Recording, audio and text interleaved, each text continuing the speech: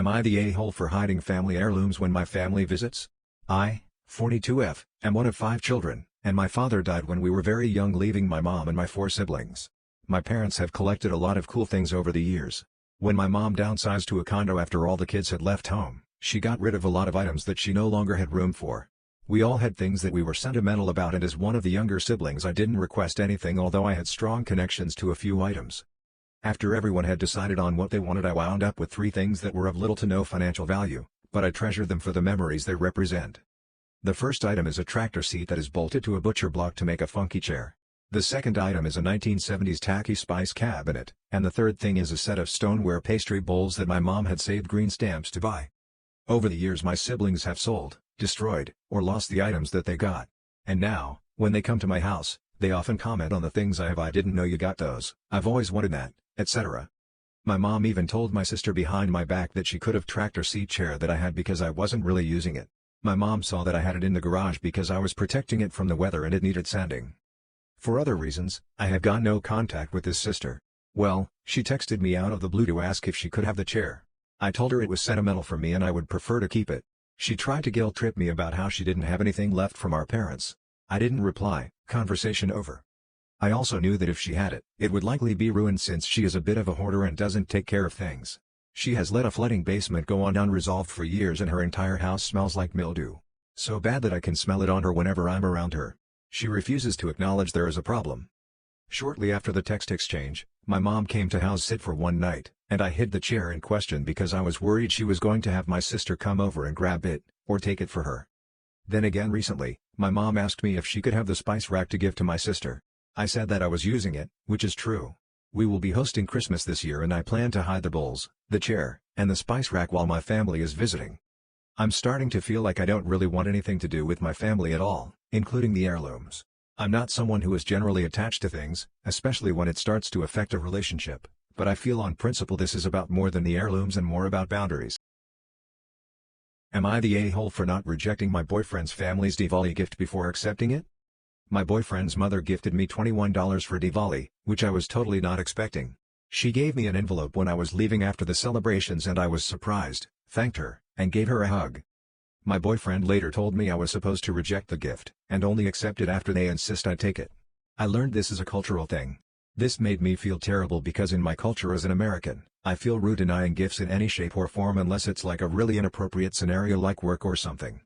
I was actually mildly uncomfortable with her giving me money, since I didn't feel that I deserved anything and didn't bring them a gift, but didn't want to reject it and make her feel uncomfortable. This is because I also have been on the side where I offer help, advice, or a physical gift and feel bad when it's unwanted by the recipient. I feel like I've offended his mother for not being humble enough to reject the gift the first time she handed it to me. Then I realized that in the past I had sent his sister a Venmo of $101 for her wedding, after which she sent it back to me. At the time was confused and thought I made her uncomfortable by sending her a wedding gift.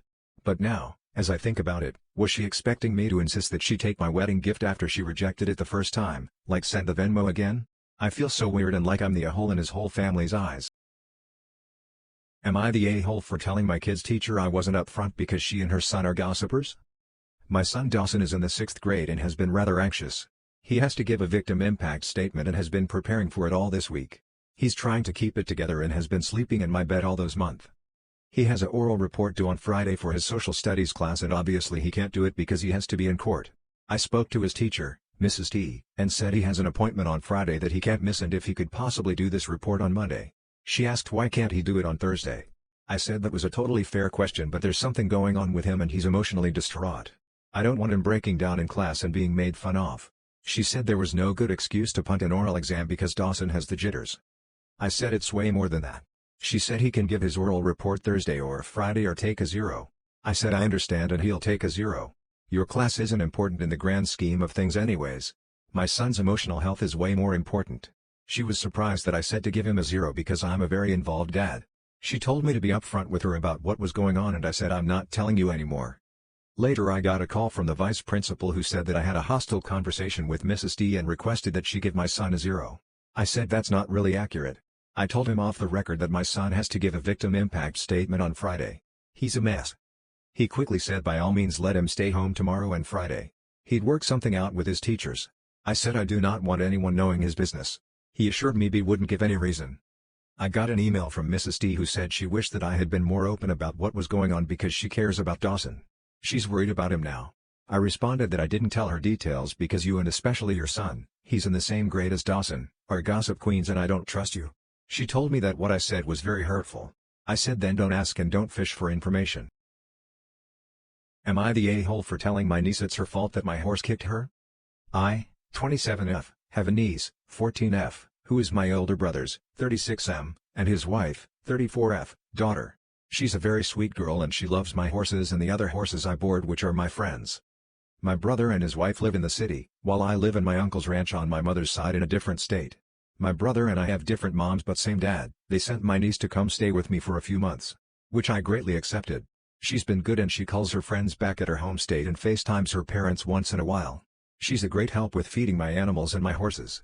The only problem is, she doesn't know how to ride horses and sometimes teases the horses. I have two very young horses, a filly and a colt, which are very excited horses, and I don't really allow her in the field with them, as they like to kick and buck even when people are around. And I have a old stallion which was my first horse my uncle got me. His name is Rooster and he is 32 years old. That is my niece's favorite horse. She always wants to ride him. But I don't allow anyone to ride him and I don't ride him no more. He's very patient and kind but he doesn't like anyone touching his back legs and his tail. When you walk behind him, he will kick, but when he knows you are there, he doesn't mind being touched back there as long as anyone approaches him in the front. Overall he's a great horse. She will tease him with a lunging whip by tickling his back legs and his tail, trying to get him to kick. I have told her numerous times and warned her. She still continues to do it behind my back. Well, I told her to go get Rooster out of the pasture and into his stall. She went to go and get him and I heard a scream in the barn. I got over there and she was holding onto her leg crying in pain, while Rooster ran back to the pastures. I asked her what happened and she said Rooster had kicked her left thigh and I asked her if she touched him on the back legs or his tail. She said she pushed him on his tail to get him in his stall and that's when he kicked her and ran off. She started cursing about Rooster and doesn't want to be around him. I told her it's her fault she provoked him and for not listening to me after so many warnings. I told her that bruise on her leg is a lesson now to be careful around bigger animals, especially ones that can kick at any moment. She can walk it off, and she called her parents after. They called me and told me that it was my fault for not supervising her and that they're gonna get her home. I told them everything but they won't listen and my cell told me I need to get rid of Rooster. I told her no and hung up. Will I be the a-hole for removing my 23 son from life insurance and not including in will because he disowned me? I am a 43F currently serving in the Army for over 18 years. I have 3 children, 25F, 23M, 17M. Over the past few years my 23-meter son has been genuinely upset that I will not transfer my GI Bill to him. Those unfamiliar with the military, service members are able to transfer their education benefits to their spouse or children after serving a certain amount of time. However, I accidentally exhausted my GI Bill. My daughter and oldest son never really showed interest in college, nor were my son's grades of the best. Once my son moved out after HS our communication was minimal. Our relationship prior to him moving out was a little strained. As a parent, I hope I am not the only one to say my son and I just did not get along and could never seem to connect as he got older and got worse the older he got.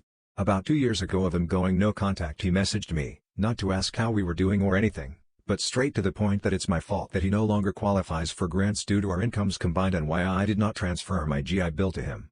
I informed him that I had exhausted it and that he is more than welcome to speak to a recruiter.